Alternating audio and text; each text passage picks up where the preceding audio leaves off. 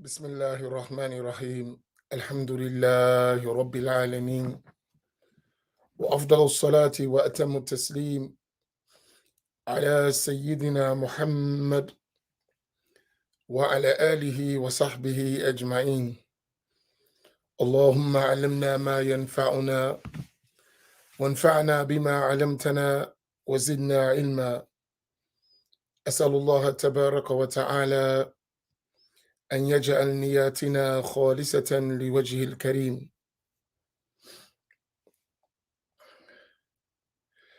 Assalamu alaikum wa rahmatullahi ta'ala wa barakatuh. I praise Allah tabaraka wa ta'ala. I thank Allah tabaraka wa ta'ala.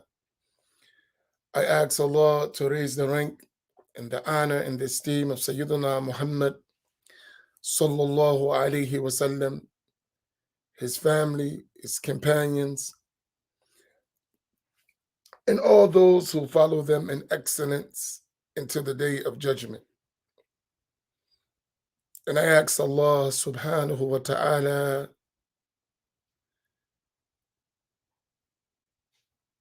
to grant us noble, honorable, sincere intentions. Allah tabaraka wa ta'ala mentioned in the Quran, O ye who believe, Ya ayyuhalladhina amanu, قوا أنفسكم وأهليكم نارا وقودها الناس والحجارة.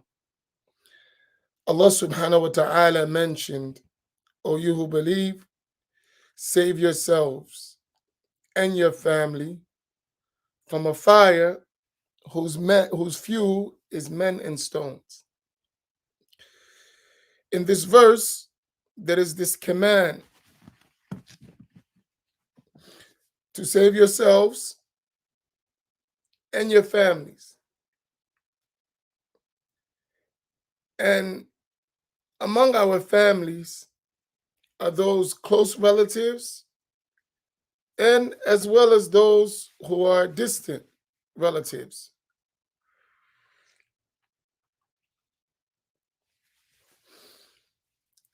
And we have the obligation of teaching them the matters of the religion. That's how you're going to save them. You're going to teach them the matters of the religion, how to pray, how to fast, how to marry, how to divorce, how to buy, how to sell, the matters of the religion. And in order to do that, you have to establish some kind of relationship with them. And we mentioned before, when we talk about our code 3453, that the 4 is an indication to Sayyidina Imam al-Ghazali and his book Ihya Ulumuddin, the revival of the religious sciences. And basically that book deals with relationships, 3 in particular: the relationship between the servant and his Lord, the relationship between the servant and other creation, and another creation that includes his family, neighbors, friends, and his relationship with the servant, the relationship with the servant and his own self. So in the relationships is the relationship with others. And they all should be in excellence. And we should have some kind of connection through those relationships in order to spread the religious knowledge. So I have a friend, a brother.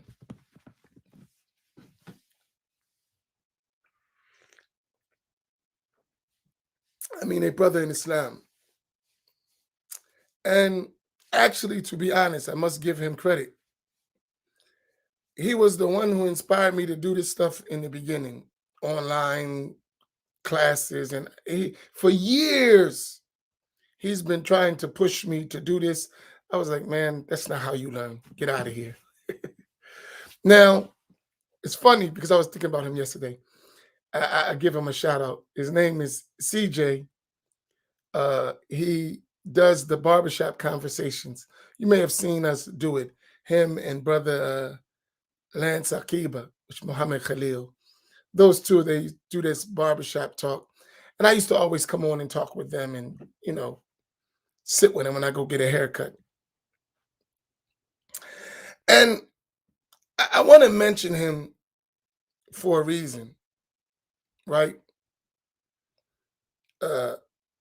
Yesterday, I went to the barbershop, and I did a video for him uh, about some issues on his channel, right?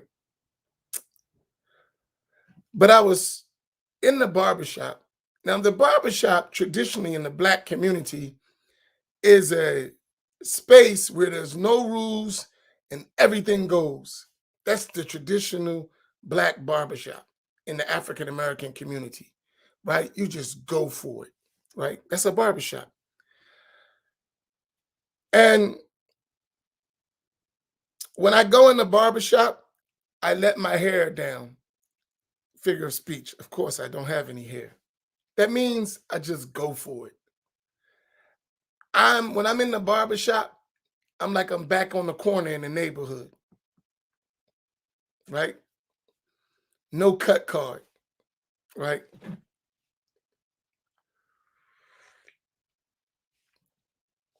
So in the barbershop, we don't talk like Imam Amin, right? We talk like Amin from the block. It's a real talk. I mean, you do got to curb it a little bit, but you still want to be authentic, if I can say that, right? You want to be, yo, man, I can relate, right? And I'm down, let's kick it, right? So we have all kinds of weird conversations, stuff that I wouldn't normally even talk about if I was talking to, say, in the Masjid or online. These conversations we wouldn't even have. We just go for it, right? And why am I mentioning that? Because if you talk to them, the people that come in the barbershop, and you went in there trying to lecture them, or you went in there as Imam Sheikh, they're not interested at all. They know who you are. And the fact that you can relate and connect to the stuff they're talking about and engage them will get them to listen. So, it was yesterday, they were talking about situations that happen online. And CJ's like, excuse my expression, like clown number one, right? But he don't mean no harm. It's just the way he is. And when you don't know a person, it can seem all backwards. Sometimes he'll throw a few cuss words, and that's just him. It's the way he is, right? But he a good dude, right? In his own way, a real good dude. Takes care of his kids, right? Where many Black men don't do that. Like, takes care of his children, a girl and a boy, almost like a single parent. Has his own business. Started as a young buck in a barbershop, trying to worked his way up to a stable business. And if you know anything about the barbershop business, barbershops go in and out. You know what I'm saying? Guy have a barbershop. I actually ran a barbershop before, and it was a pain in the butt. Like, finding a good barber who pays his rentals, and man, that stuff's a pain. But he runs a nice size shop, and he's been running it for years, right? So with all things aside, you're like, this is a good dude. Very supportive of the Masjid, right? Active. But he don't fit the box. that we like to put people in. He don't fit at all. He don't fit figuratively or literally. All right, that was a shot. I'm just having some fun, right? But he don't. But he's Ahl Sunnah. He has the correct belief. He's Maliki and fiqh. Believes in a tasawwuf, right? At the end of the day, if he die in that state, Allah subhanahu wa ta'ala is going to accept him, right? That's deep. Allah is going to accept him if he dies in that state.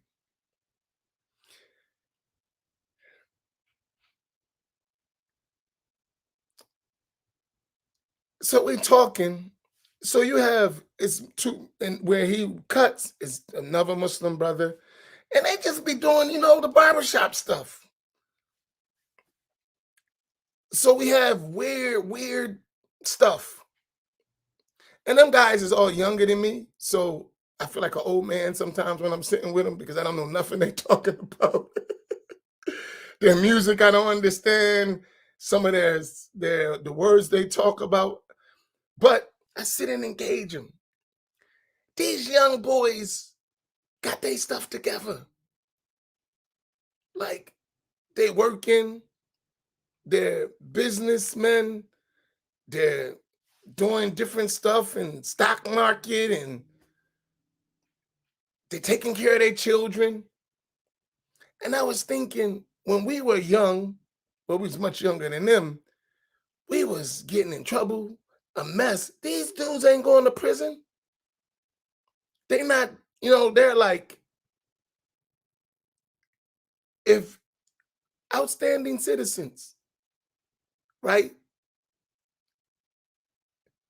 They just have their own little culture or big culture, however you want to call it.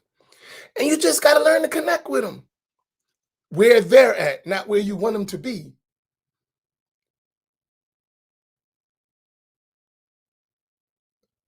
And so I was talking to them, and one of them, a young brother, he came in, 34 years old. He got a job, right, doing his stuff. And he came in with some yellow new Air Jordans, sneakers, $200 and something, right? So, I go messing with him. I'm like, yellow sneakers? Like, are you serious? But CJ had on a yellow shirt, so I guess that's just the new, like when I was coming up, you're not gonna wear yellow. Sorry, you're right. Yellow, pink, that's not happening. But this new group, that's what they wear.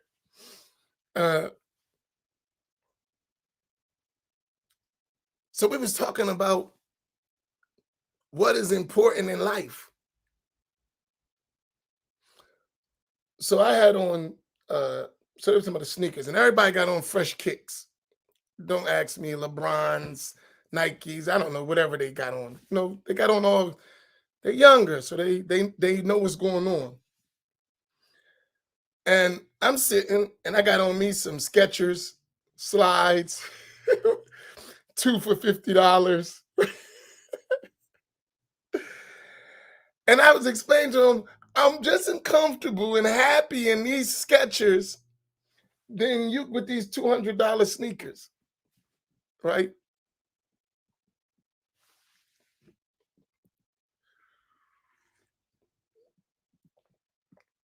And I was thinking, I remember when I was young, I had so many pairs of sneakers and right, and now I'm like older and that stuff don't mean anything. I wear the same sneakers every day, all day. Now, no one likes that, but that stuff ain't important to me. I'll wear the same clothes every day. It doesn't matter. I'm not interested. When I'm interested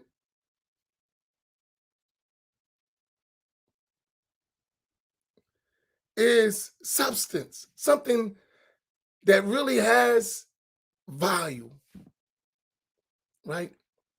But that doesn't mean that what they're doing is bad. And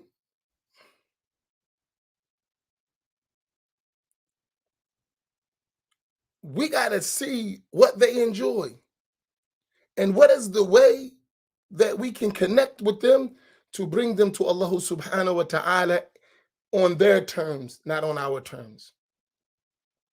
Right? And I was thinking about that. But I remember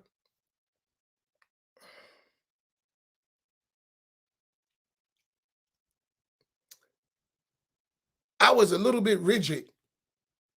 They used to say I was Pakistani or Arab. I don't know.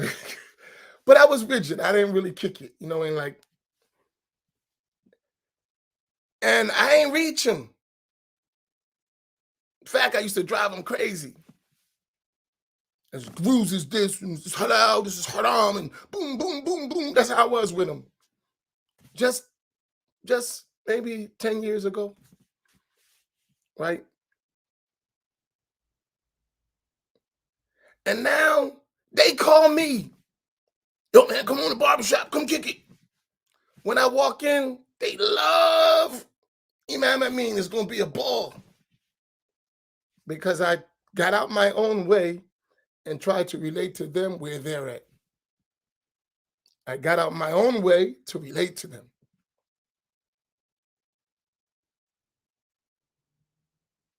And I remember when I would go before and they would start their stuff, I'm like, man, I can't be around all this. I'm out of here, right?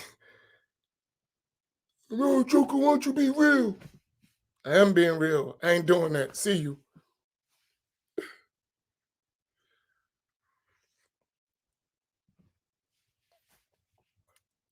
But I was thinking about what I deem to get someone to be the right instead of what certain people need.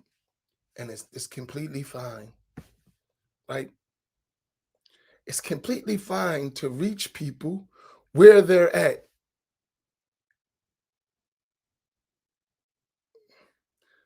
Dr. Sabir, I'm going to ignore that comment. And if you do another one, I'm going to ignore you with the comment with a block. Joking. I love this guy, man. The morning doctor, our buddy. If anyone needs counseling, please contact MasjidMuhammadAC and Dr. Sabir. He will help you out. Good brother. May Allah reward him greatly. I love him. He don't know it yet. That's why I mess with him all the time. I have my way. But anyway,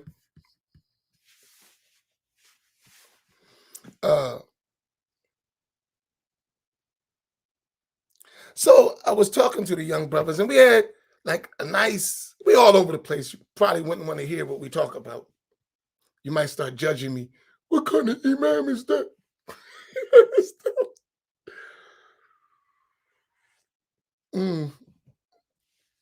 But I realized them dudes stayed for about an hour and a half talking to me.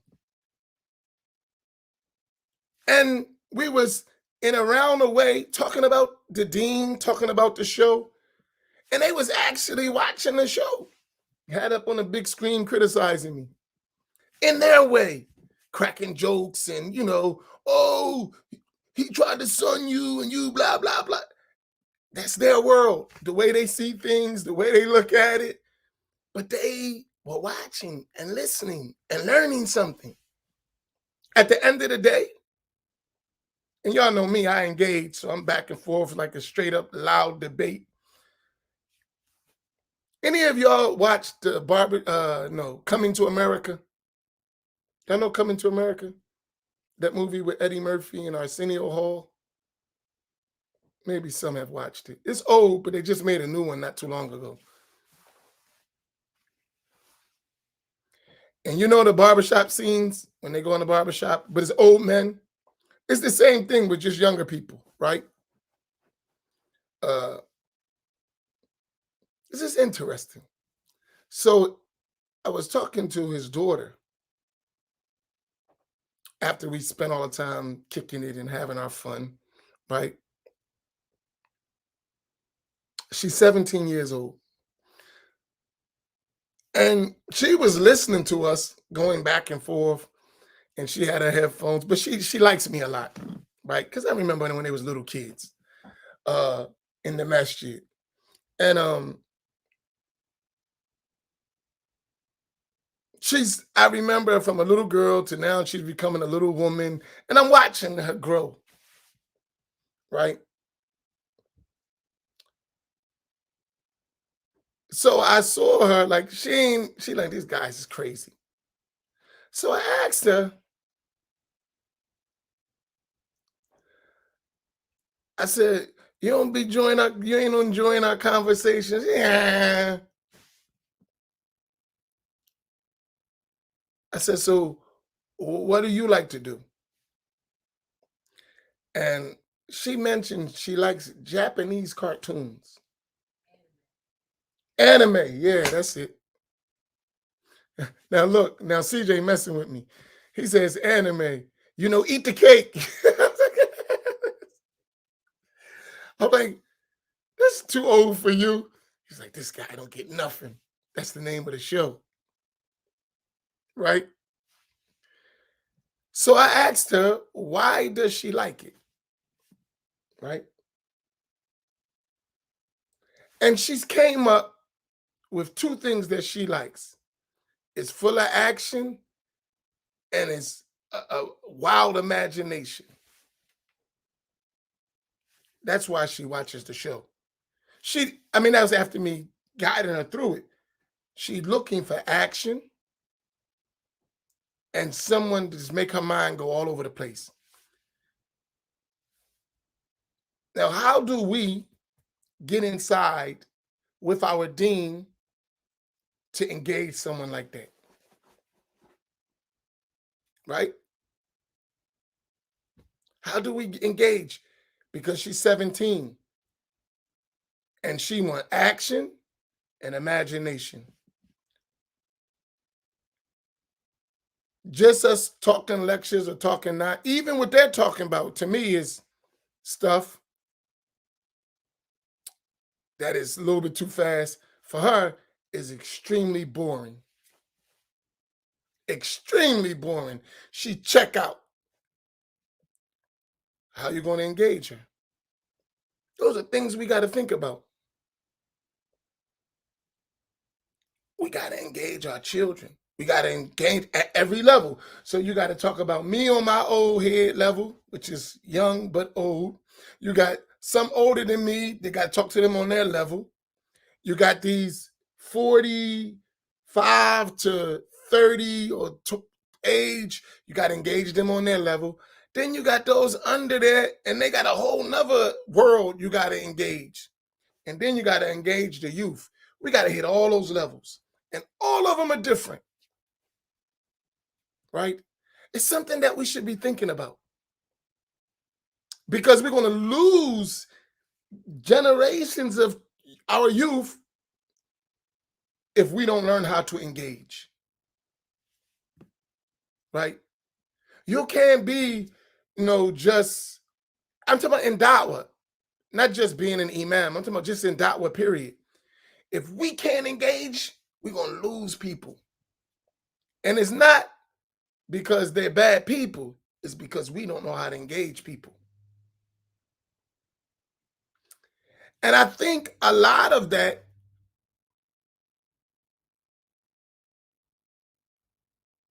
is we put Islam in a box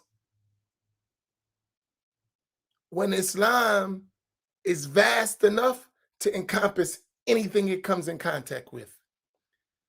Remember, the Prophet ﷺ came in contact with crazy people in our term. They were killing their daughters. They were walking around the Kaaba naked. They were lewd, drinking. And he engaged that society. He engaged them. Despite their wild life, they liked him.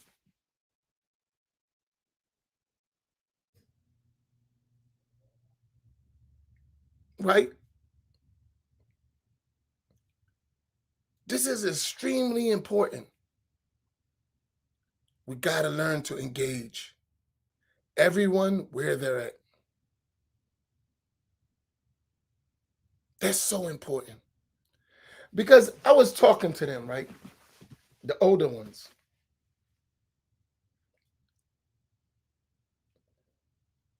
And I was like,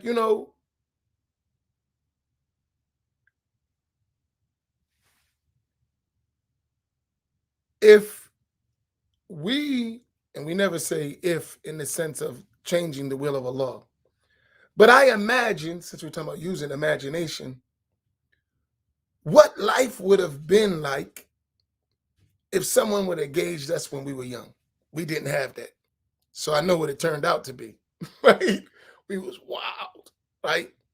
But we ain't had nobody to engage us, right? In fact, our elders were afraid to engage us. They were afraid.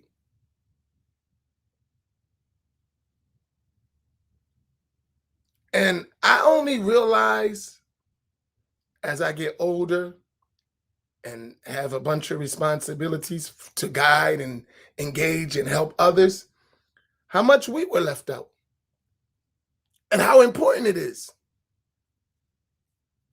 right? How important it is that we engage our future generations. And there are different age levels. So anyone who's younger than you got to figure out how to engage them, all the way down to the little kids. Because I had a meeting maybe like 2 weeks ago, I don't know, time flies, with the Attorney General of New Jersey, a community meeting. And we were talking to, in the meeting with some teachers and some mentors. They were older, and they was like, we got to get the children by the time they 5, 6, 7, or 8. If we wait till they're 10, 11, 12, it's too late.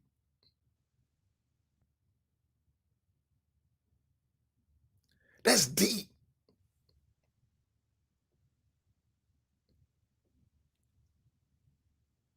And that's true. It has always been true. But sometimes we didn't realize. Because if I look back, when we were young, we started getting in trouble when we was like 10 years old.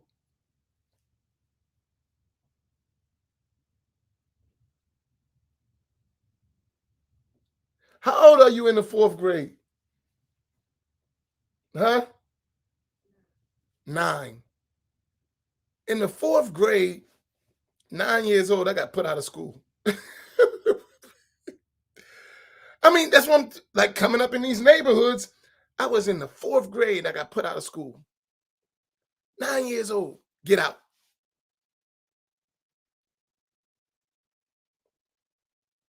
And my buddy got put out of school the next year. He 10, get out.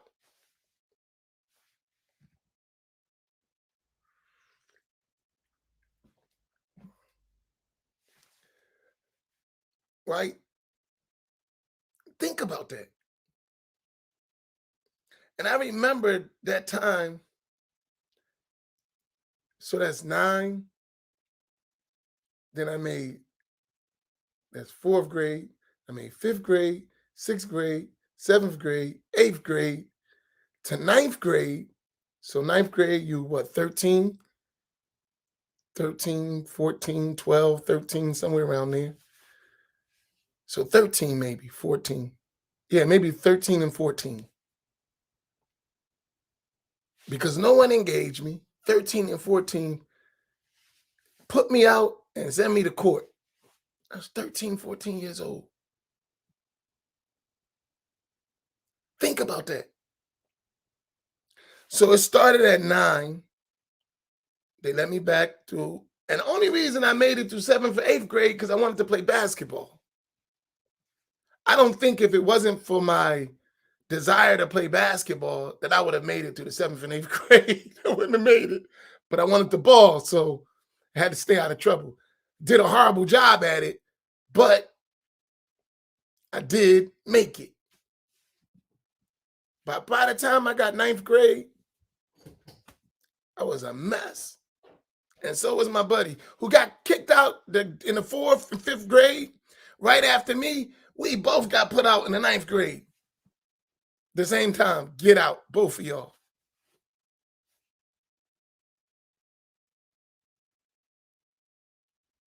And we both didn't have no one to engage us. Right? And then when you think our lives took this long, long journey till we finally got it, as adults, got it right.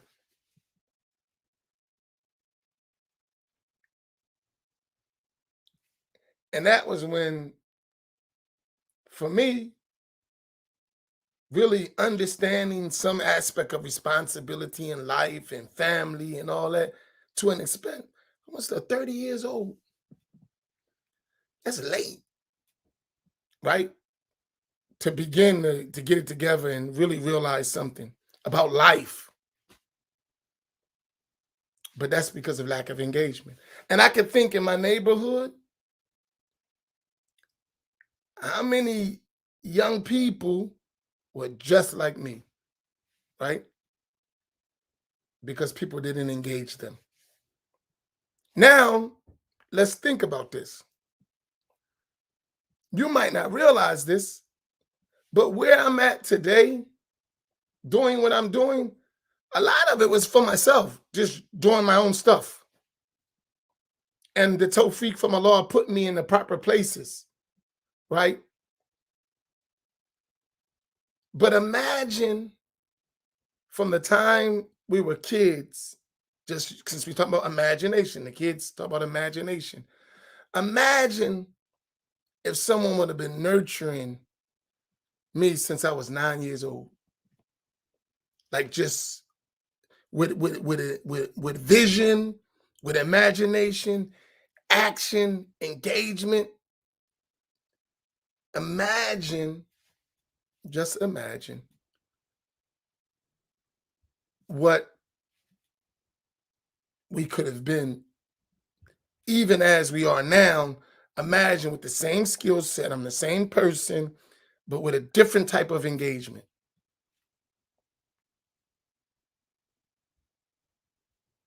right? And Allah does what he wills, so we don't question the will of Allah. But we learn from life, and we should take lessons from it, right? We should take lessons.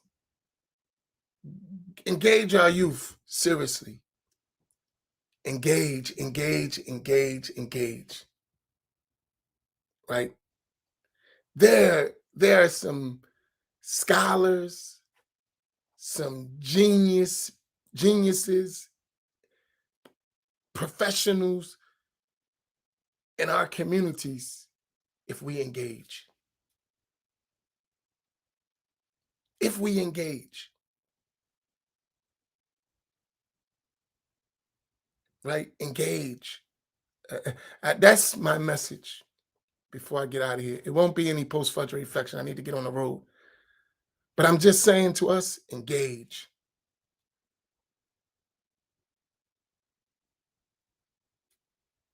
Right?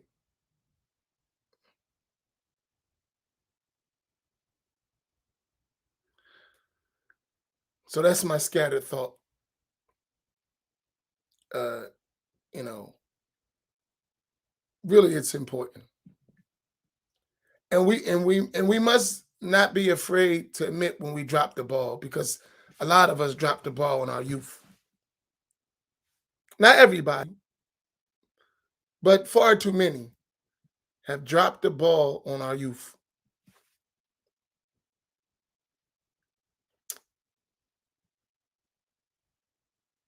Everybody be example for the other to the best of your ability. And find out what they need and try your best to supply that for them. Right? wherever it is at. And I'm not saying I'm good at it, but I just realize it needs to be done.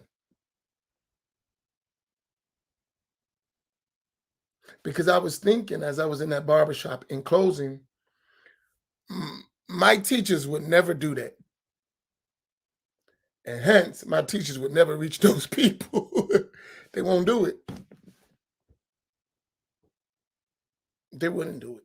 Absolutely not. But they would never reach them either. Now weigh it. Now weigh it. Are those people worth engaging them for their salvation, or neglected them for your so-called degree of etiquette and piety? How important are souls? How important are people?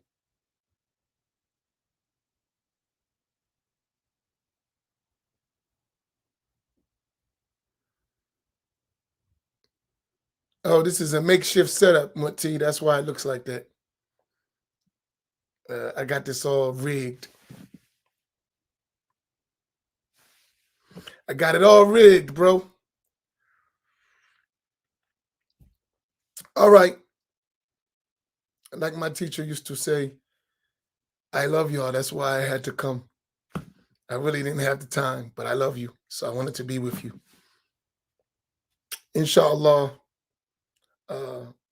we'll talk to you later. Please tune in tonight at 7:30 for the 7 Hadith with Sheikh Yahya.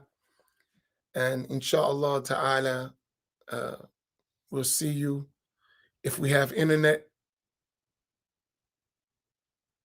If not, I'll see you Monday, inshallah. If internet is, I'll talk to you tomorrow. Barakallahu bikum. There will be no post-Fajr reflections. So may Allah reward you all. I don't like to start things and leave them out. We committed to every day doing what we're doing. So I try to maintain it to the best of my ability. Wassalamu alaikum wa rahmatullahi ta'ala wa barakatuh. Wa sallallahu ala Sayyidina Muhammad wa ala alihi wa sahbihi ajma'in.